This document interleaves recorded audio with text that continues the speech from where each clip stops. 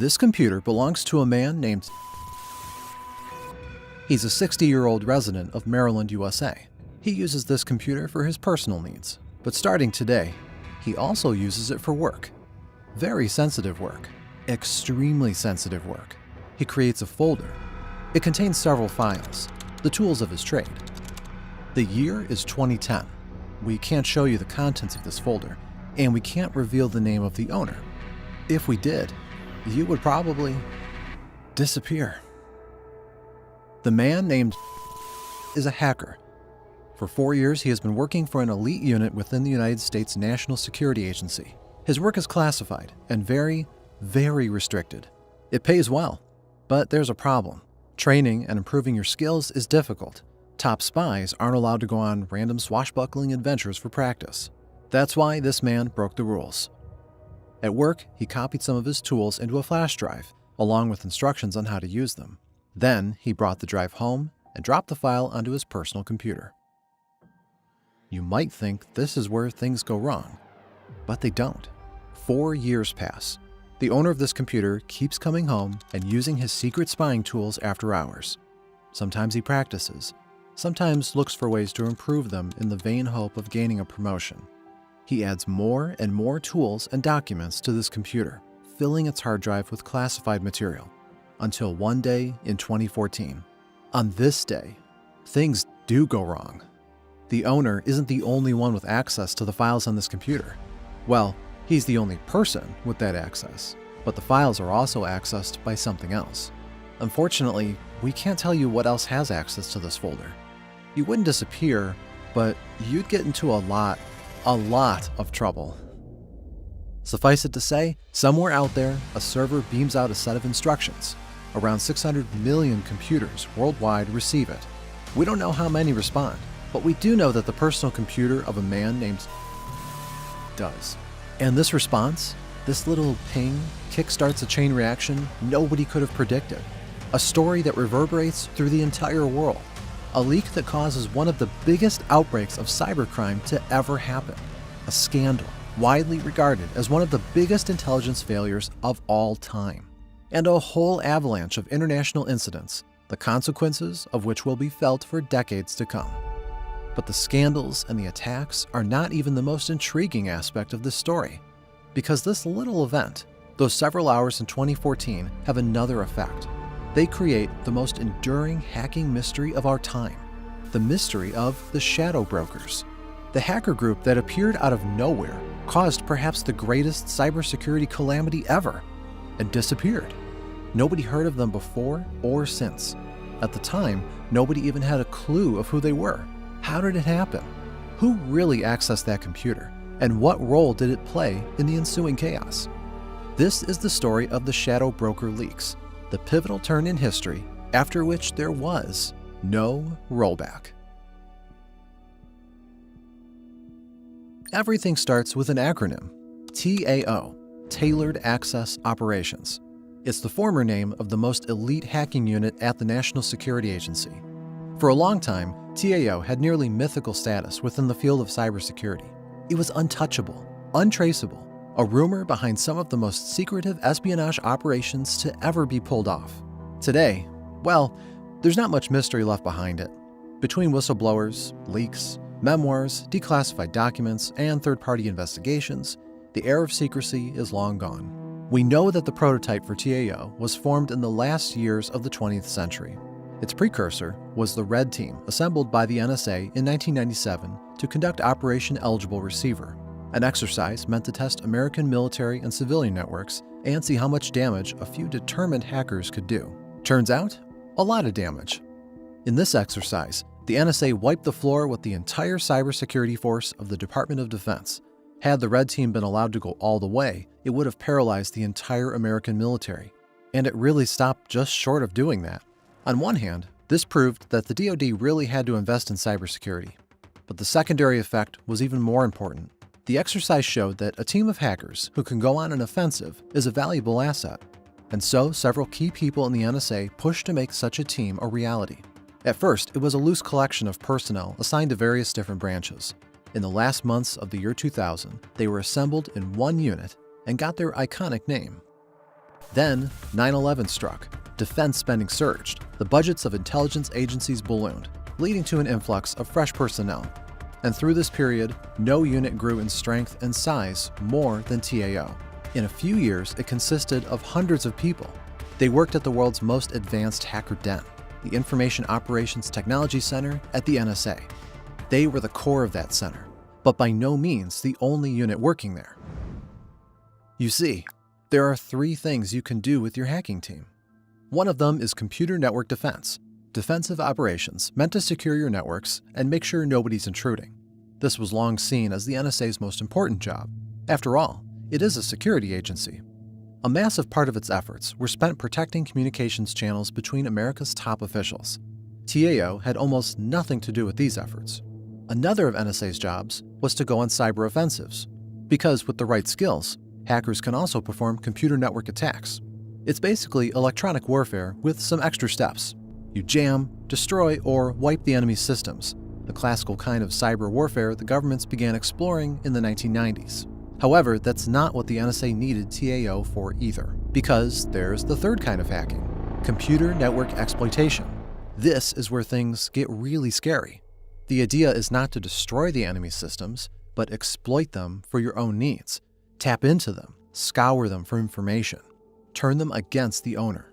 This is why comparing TAO to most hacking groups is not entirely fair. Regular attacks are not something TAO really did that often. Exploitation, on the other hand, it was the entire purpose of this team. It was what made it stand out amongst its peers. TAO would be given a target, then patiently wait for months or even years, looking for the most convenient way to breach it.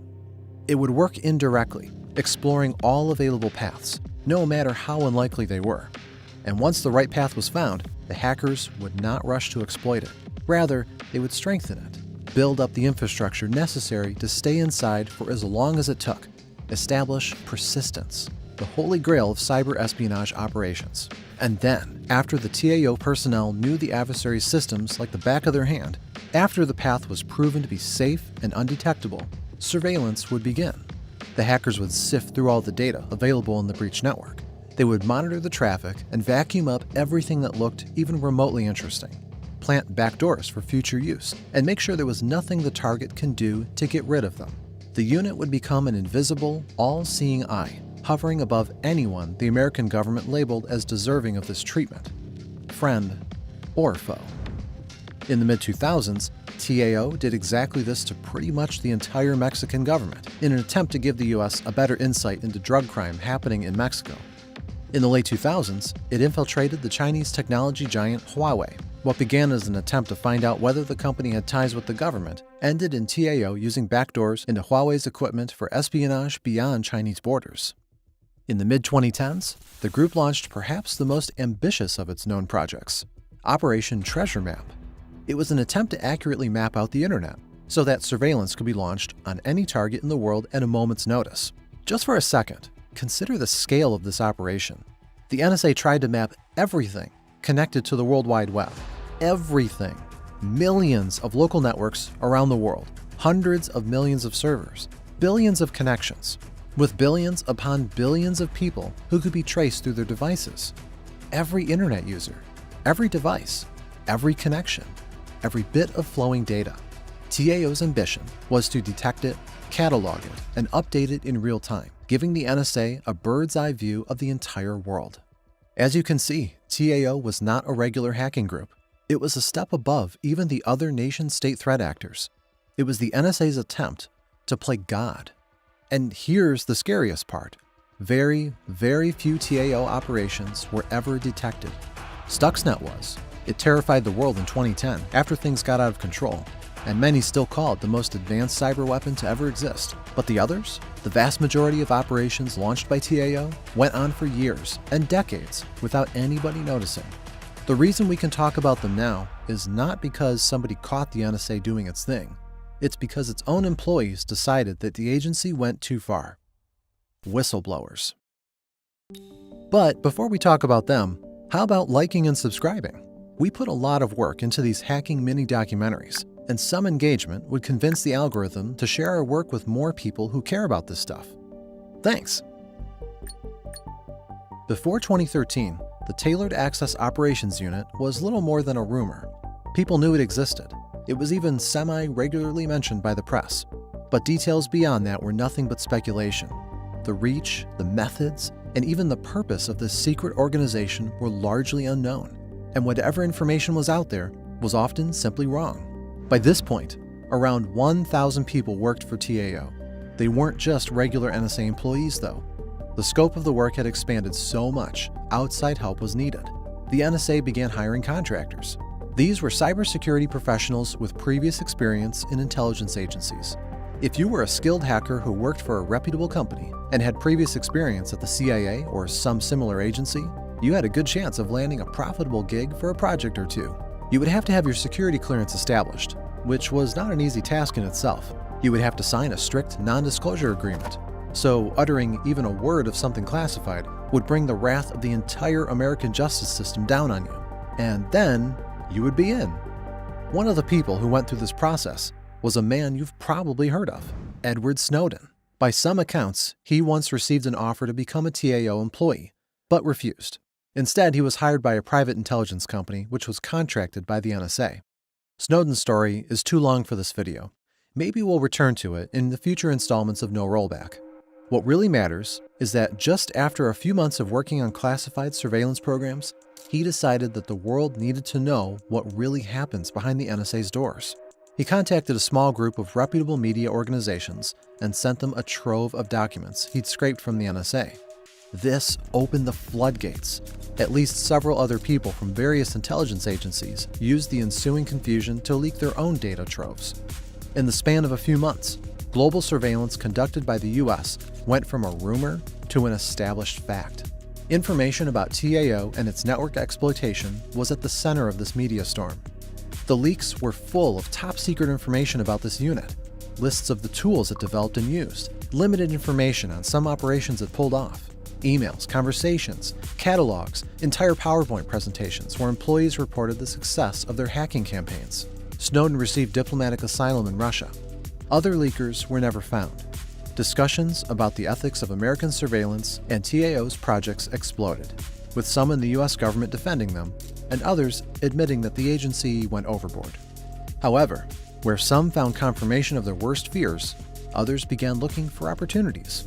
After these leaks, detecting TAO's fingerprints suddenly became a lot easier. Not only did people know what the US intelligence agencies were doing, they knew where to look for them.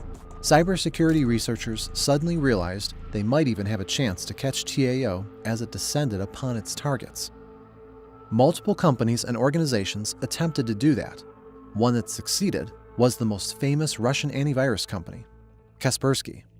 In 2015, it published an extensive report about what it called Equation Group, a hyper-advanced threat actor with a yet unheard collection of sophisticated hacking tools. The report didn't explicitly mention TAO, the NSA, or even the United States intelligence agencies, but the connections were there. The report contained the names of the tools mentioned by Snowden, links to other leaks, and of course, there was the cover art. Although the potential was there, Kaspersky didn't call TAO Death Star or Empire Strike or even Droid Swarm. Instead, it called it the Equation Group. In the midst of other hacker collectors called after bears, tigers, and typhoons, Equation Group sounded tame, almost boring. But here's how Kaspersky got the inspiration for it. According to the report, Equation Group had a habit of using incredibly complicated mathematical algorithms to encrypt its traffic and payloads, something few other hackers had the patience or skill to do.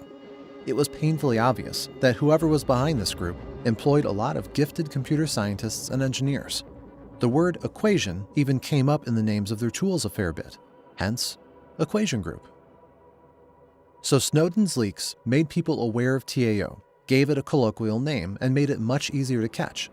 In cybersecurity lingo, it gave the Tailored Access Operations Unit attack surface. And when there is a surface, an incoming attack is just a matter of time.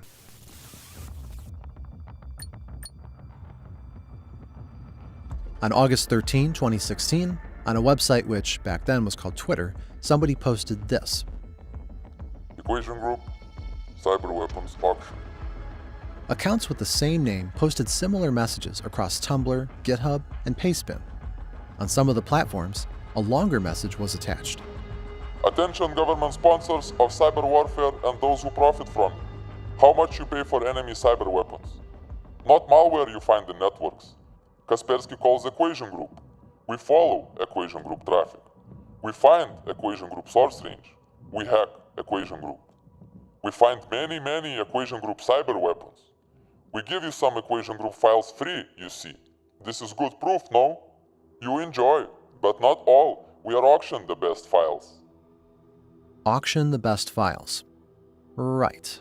But before we go there, there's a lot to unpack in this short message. First off, the name. The Shadow Brokers. It's a reference to a science fiction video game called Mass Effect, where Shadow Broker is an entity that deals in extremely sensitive information. An intergalactic salesman of secrets, if you will. Then, the language. It's not proper English, but it's not typical broken English either. It sounds like somebody intentionally caricaturing the language of a non-native speaker. And finally, Twitter? As a platform, it didn't have a reputation for trustworthy, well-sourced posts, even back in the day. From the look of it, this should have been trolling. But it was not. The Pastebin post had a bunch of links. Using them, you could download 2 password-protected zip archives. The password to one of them was provided. The archive contained exploits, hacking tools, extra bacon, epic banana, jet plow. Sure, going strictly by these names, the whole thing sounds like another layer of trolling. But the tools actually worked. The exploits allowed hackers to breach industrial-grade firewalls, the equipment specifically designed to keep those hackers out. It really looked like something developed by an advanced threat actor. This was not a scam. And the second archive, the one without a provided password, apparently contained something even more powerful. A short explanation painted it as better than Stuxnet and promised to auction the password off to the highest bidder.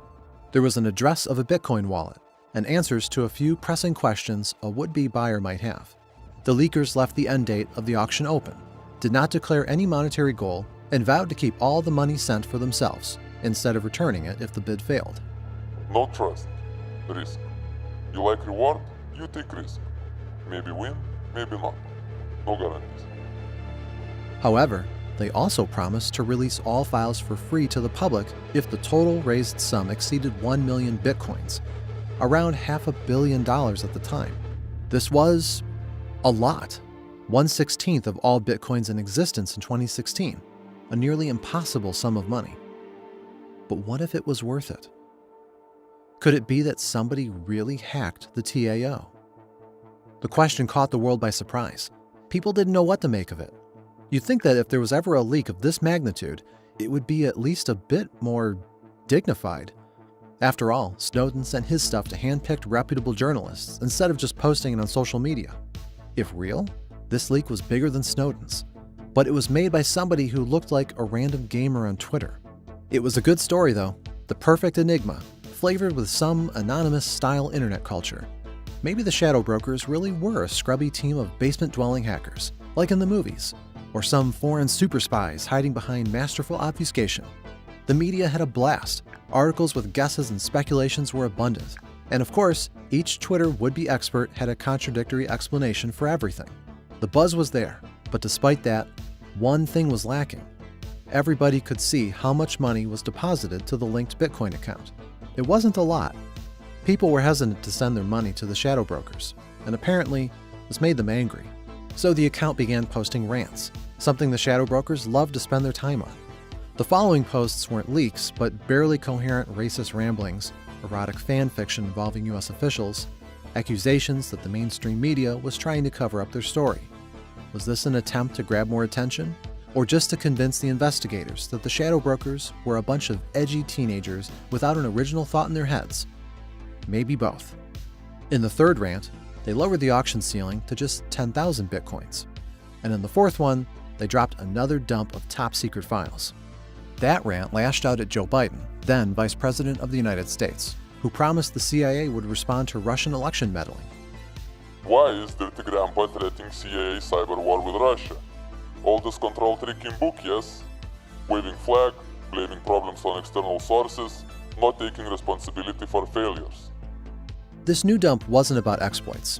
The file had references to some of them, sure, but it also contained information on hundreds of domains and IP addresses of Equation Group victims. You could clearly see what TAO attacked.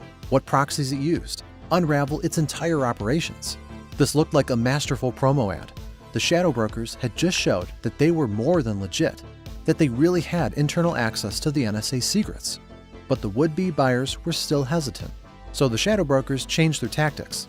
They got themselves an account on a dark web platform called ZeroNet and began selling the files separately. 10 to 100 bitcoins per exploit, several hundred for hacking frameworks. And although it didn't attract as much attention as previous rants, this is when things got even more serious. Among the files now for sale were Dander Spritz and Fuzzbunch, entire platforms tailor-made for infiltration. They included exploits described in the Snowden files, exploits that would make any security analyst sweat. It was like selling hand grenades in a convenience store. If these tools ever reached a wider user base, if they got into the hands of common low-level hackers, the world was going to burn. Coincidentally, at approximately the same time, a lot of large companies began to frantically patch their systems. Microsoft delayed their usual Tuesday patch and in several weeks came out with a massive update. Others did something similar, as if they knew something was coming, or rather, as if TAO suddenly informed them about all the vulnerabilities it found and kept secret. The vulnerabilities that might soon end up in public. In January 2017, the shadow brokers posted another rant, complaining about the lack of attention and promising to go dark, only to return 3 months later and drop another rant. Dear President Trump, respectfully, what the f*** are you doing? The shadow brokers voted for you. The shadow brokers supports you. The shadow brokers is losing faith in you. Mr. Trump helping shadow brokers, helping you. Is appearing you are abandoning your base, the movement, and the peoples who getting you elected. The post came soon after the beginning of Donald Trump's first term, and his announcement of a missile strike on Syria, a strike which targeted a Russian military base there. This rant was even edgier than the previous one, embracing pretty much every conspiracy theory that had ever existed. It also admitted that the auction was a failure. By that time, only around 10 bitcoins had been deposited to the wallet, barely enough to pay for just one of the exploits the shadow brokers were trying to sell. At the very end, under all the swearing, conspiracy theories, and outright calls for genocide, there was a password. A password for one of the 2 files uploaded back in August 2016, the one the shadow brokers promised to release for $500 million. For free. Everything promised. Everything for sale on the ZeroNet, and more. Tools to breach nearly every system imaginable. Bypass nearly every defense money can buy. From Windows to super specialized operating systems, from industrial firewalls to popular antivirus software, from consumer-grade printers to massive servers that keep the internet running. All just a couple clicks away. And as if that wasn't enough, a week later, another dump titled Lost in Translation. An even scarier one. It contained a plethora of tools specifically designed to breach Windows computers. Also, a full suite of tools TAO made to infiltrate SWIFT, the international banking system. And, for the first time in the shadow broker's history, operational notes. PowerPoint presentations reporting on the success of NSA hacking operations, with names of their hackers right there in plain text. Compared to these 2 last dumps, Snowden's leaks looked like nothing. It's one thing to let the world know that the NSA has superweapons. It's another thing to completely put these weapons in the hands of every cyber criminal out there, free of charge. The hand grenades weren't sold in a convenience store. They were handed out on a street corner, along with enough other weapons to equip an entire army. One of the people who worked in the cybersecurity industry at the time was David Kennedy, the founder and CEO of TrustedSec. He was a former employee of the NSA and could recognize what was happening, perhaps better than almost anyone else. It looked to be more and more believable as time went on. And then, we saw all the code then, get released. But I mean, it was, all hands on deck, boots on the ground. Everybody was really freaking out about this entire thing. It was mass pandemonium and mayhem that was occurring during this period of time. Among the released tools, the most famous one was called Eternal Blue, from the Lost in Translation dump. It used an obscure feature of the Windows operating system to implant malicious code that opened up the target without attracting any attention. It was essentially a master key for any Windows device in the world, could essentially unlock it, give you access to that specific system, and then from there it would deploy a backdoor called Double Pulsar, which allowed anybody that had access to that framework to connect to that and then essentially fully compromise that entire machine. So it was essentially secret magic code that would completely exploit any, fully patched Windows system at the time that went completely undetected for years and years and years. Eternal Blue became famous because it enabled two of perhaps the largest cyber attacks in the world, WannaCry and NotPetya. In the coming months, two state-sponsored hacking groups, Lazarus and Sandworm, would take this exploit and bring the world to its knees, inflicting billions of dollars in damage and causing very real harm to millions of people. Remember the three different roles a state-sponsored hacker can play? Defense, attack, and exploitation? This was a tool for exploitation, a skeleton key designed to let spies enter any door without being noticed. What followed was hackers taking this key and using it to sneak an equivalent of a nuclear bomb into people's houses, a network attack of unrivaled proportions. And Eternal Blue was just the tip of the iceberg. You look at the Linux exploits, the Linux exploitation frameworks, the kernel exploits, like everything from start to finish was really masterfully done. And it really dealt a huge blow to our capabilities worldwide during that period of time when it was leaked. Take Danderspritz, for example. It was a post-exploitation framework, a tool that basically allowed a threat actor to stay in control of a target device after it was breached.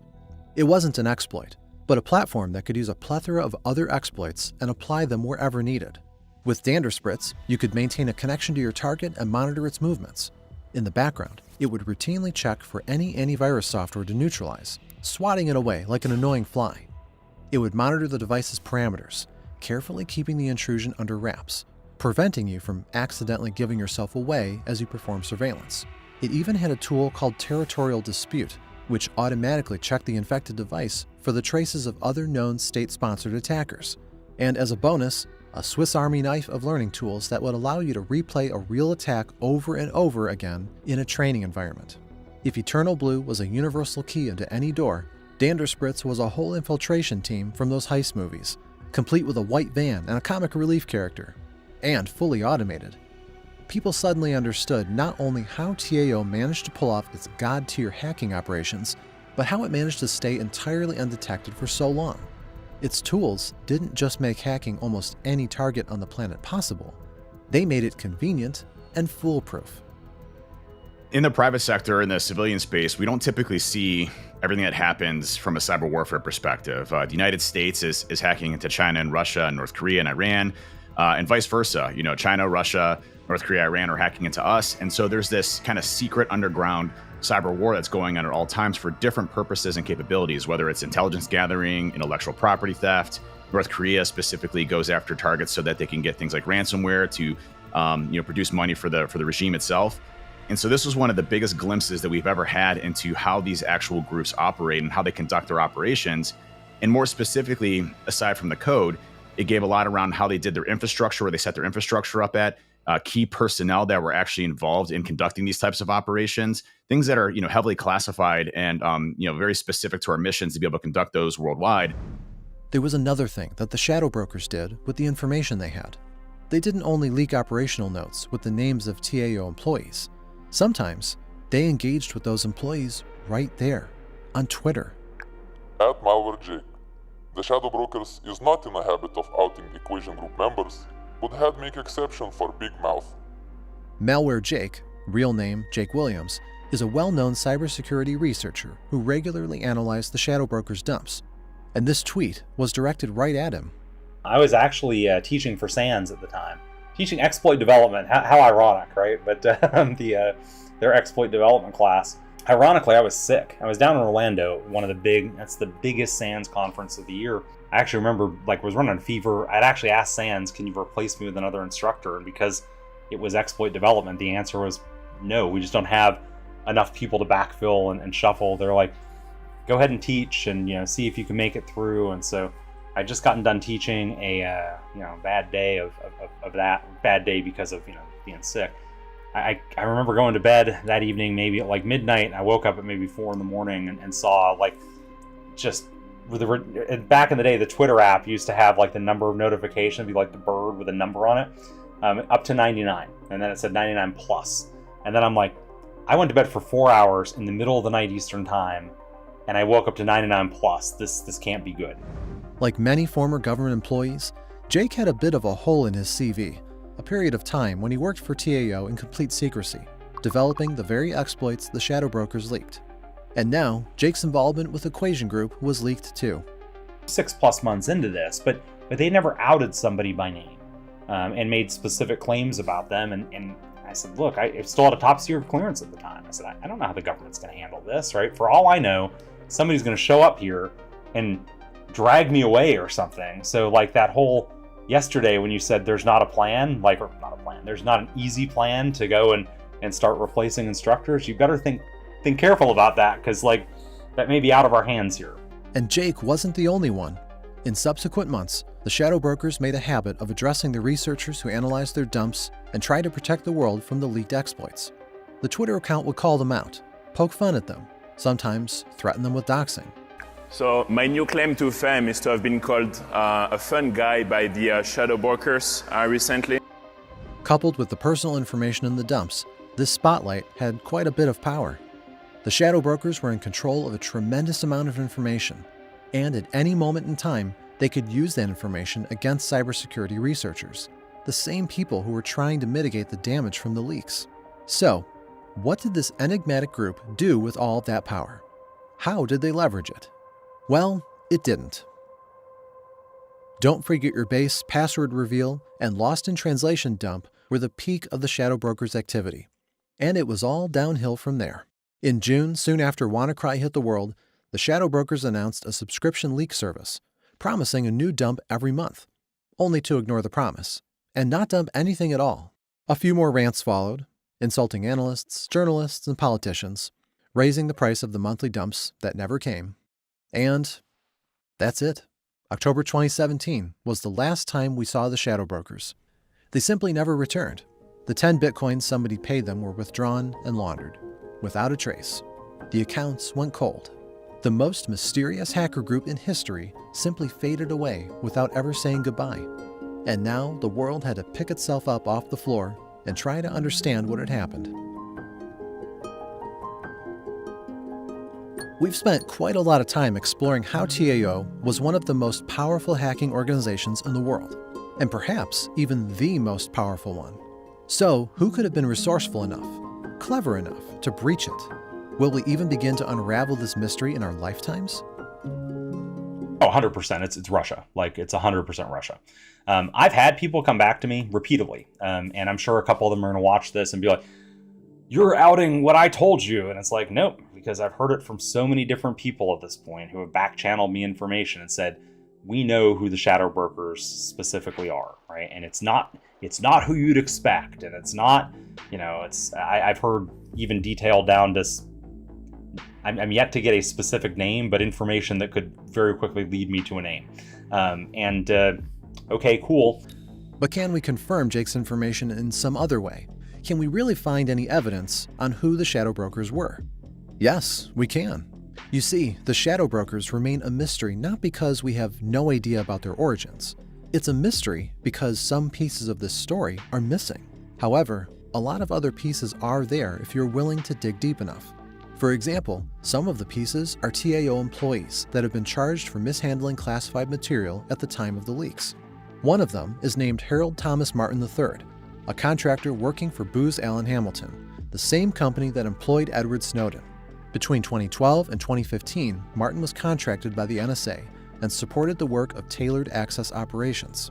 In August 2016, just a few days after the first shadow brokers post, his house in Maryland was raided by the FBI. Inside, the agents found 50 terabytes of classified data. Martin had illegally snuck it out of his workplace and kept it in his home, garage, and even the car.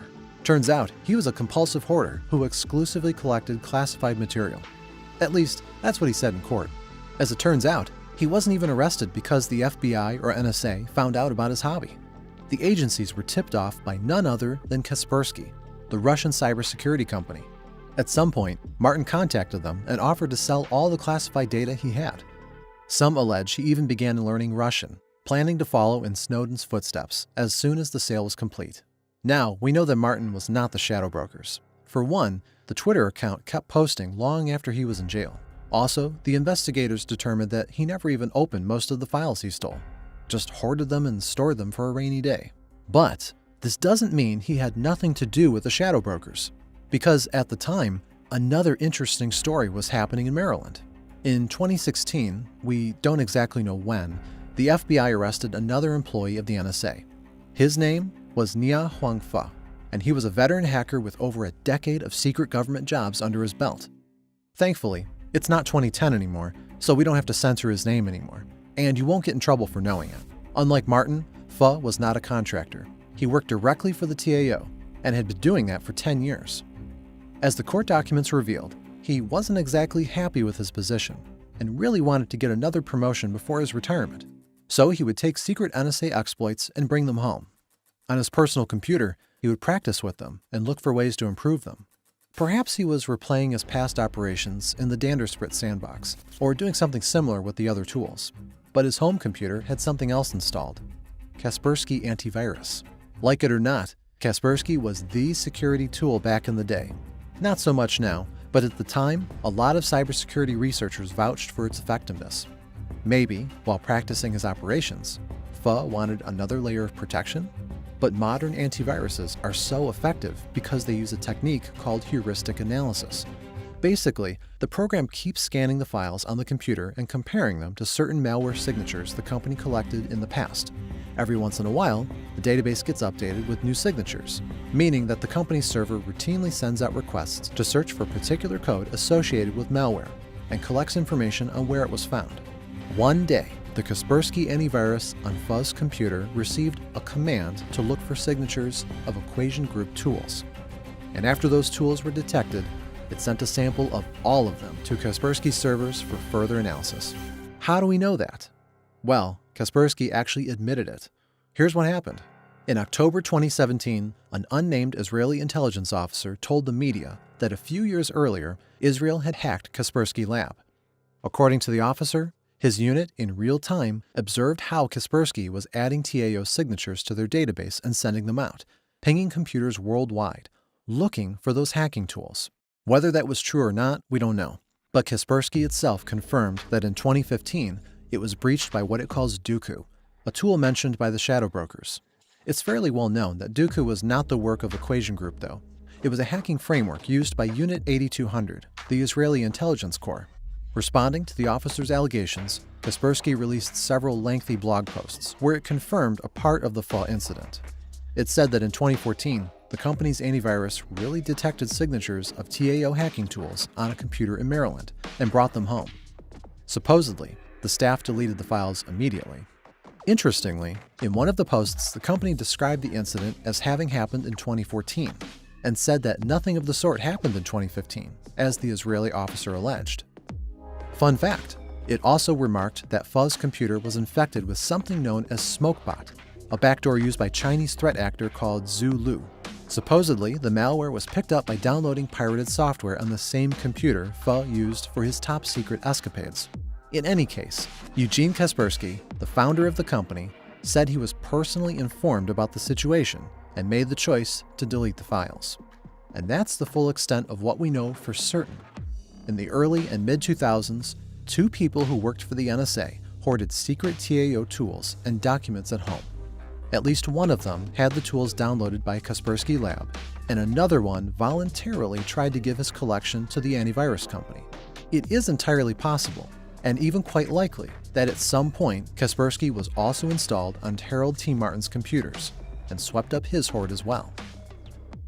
To me, the Harold Martin looks to be kind of the closest one that we know of during that period of time. You know, he wouldn't necessarily be needing to actually access those or use those in any way, shape, or form. Could have been exfiltrated without him actually doing it. So that could be true. I mean, all ties definitely point to Kaspersky being the central point of kind of ground zero where this all occurred from.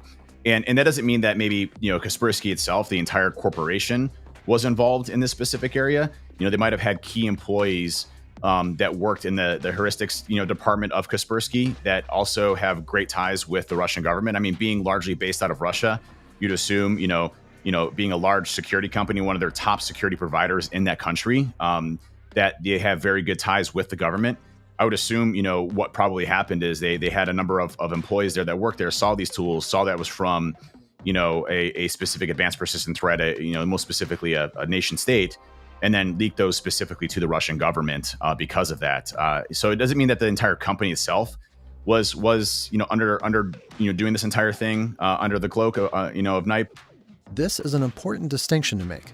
The theft of TAO tools did not have to be a deliberate and premeditated action. And Kaspersky did not have to work for the Russian government. Eugene Kaspersky might have really given an order to delete the files. But all it would take for the files to leak is one employee, somebody whose incentive didn't align with Kaspersky's worldwide business interests. Because a few months after the leaks, the US government banned Kaspersky products on all government devices, another indication that the company did something to anger the government. But what about the next steps? If Kaspersky was really the origin point of the leak, why would this data end up on Twitter of all places? Could the rogue Kaspersky employee be the shadow brokers?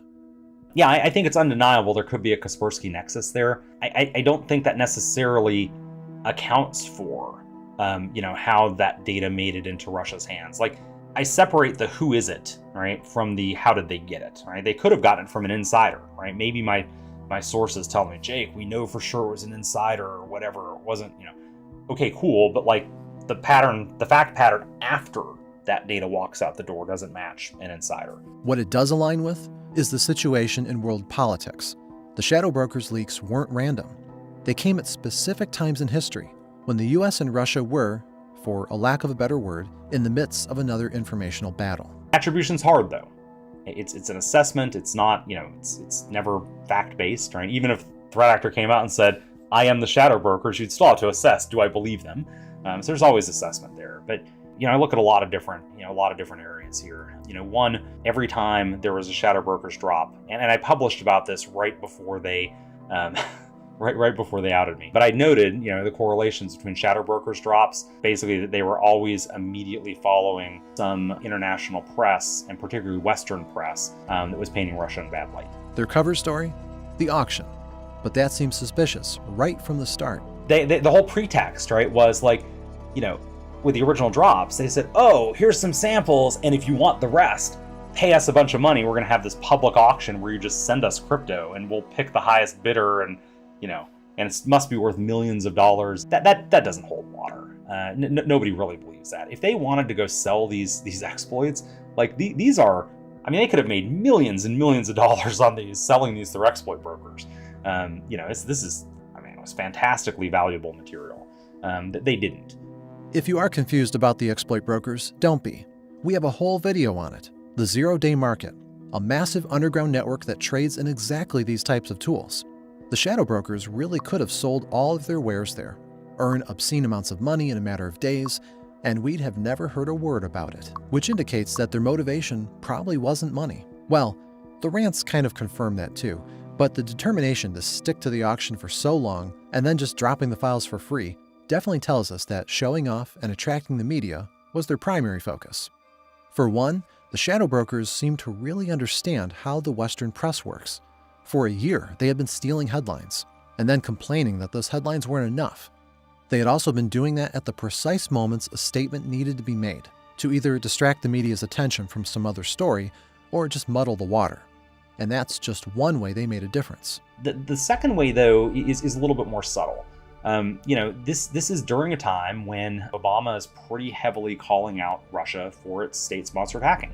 Putin famously is like, oh no, we don't have Russian hackers. We have people in Russia like painters, and hacking is their art. And they wake up and say, I'm going to go hack. And of course, nobody believes that. That's just garbage, right? But, there's a bit of, if you can turn around and say, hey, look, the US is doing it too. It's not just us, right?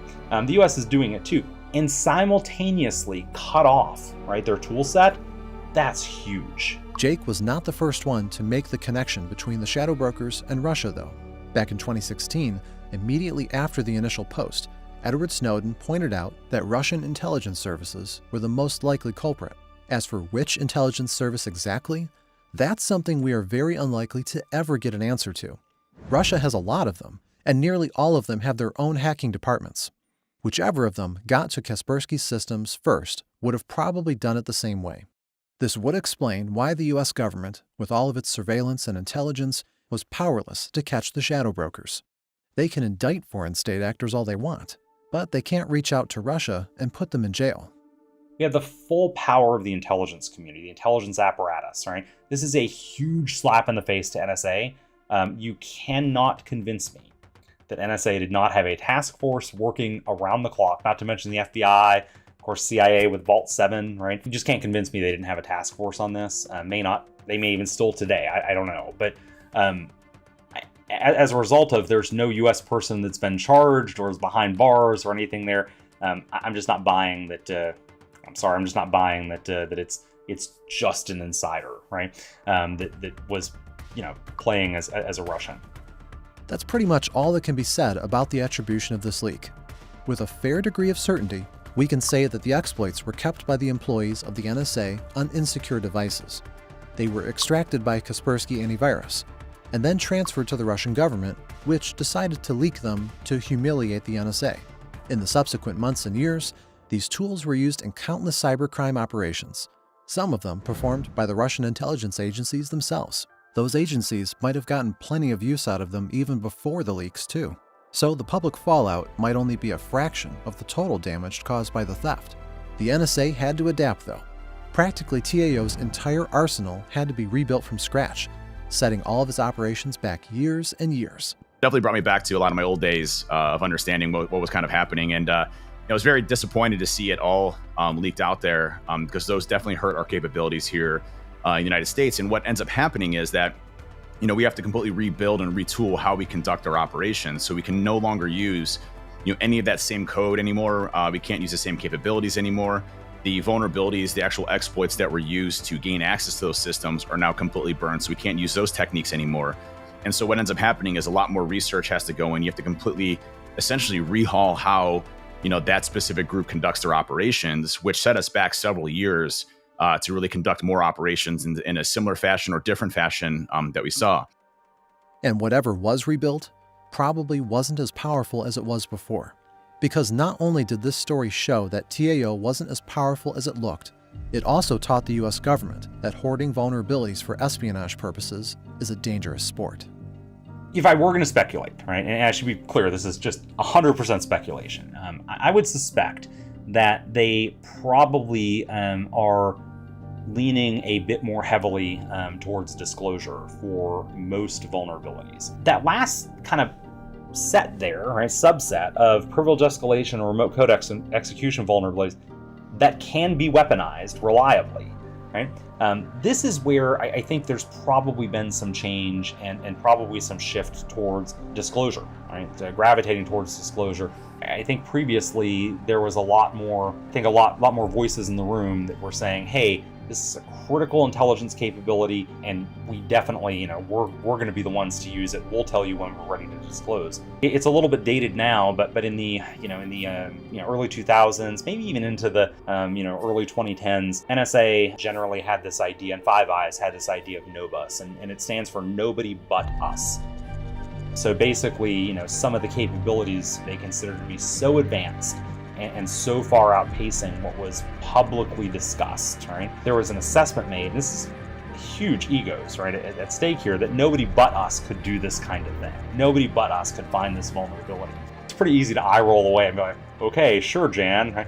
But at the time, that really was the prevailing thought, including when the VEP was formed. So I suspect that, if I were going to speculate on one of the big changes, I think it's abundantly clear at this point that the NOBUS is that attitude is dated to the extent it was ever valid. It is no longer.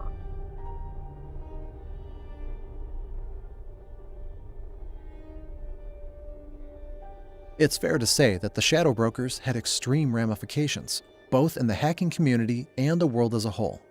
It might not look like it, but we really just scratched the surface here. And there's a lot more that can be said about the impact and the consequences of those leaks. We may look at some of that in our other videos. The shadow brokers enabled a lot of earth-shattering hacks, and No Rollback is all about the events that changed the cyber world past the point of no return. Do you have a suggestion about the next hack we should cover? Leave your suggestions in the comments, and maybe also share this video with somebody who might want to know about this story too. Thank you, and thanks for watching.